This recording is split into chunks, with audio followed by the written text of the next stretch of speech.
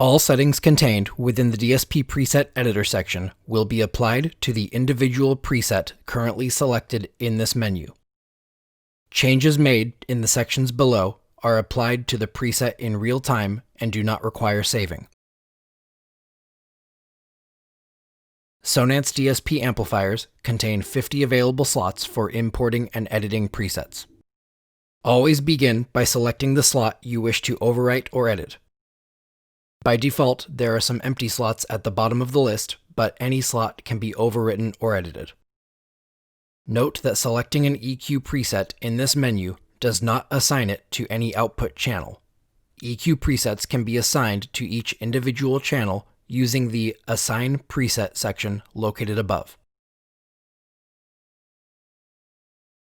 The Edit Name field can be used to give your modified preset a new name. The Delete Settings option can be used to completely clear a preset slot.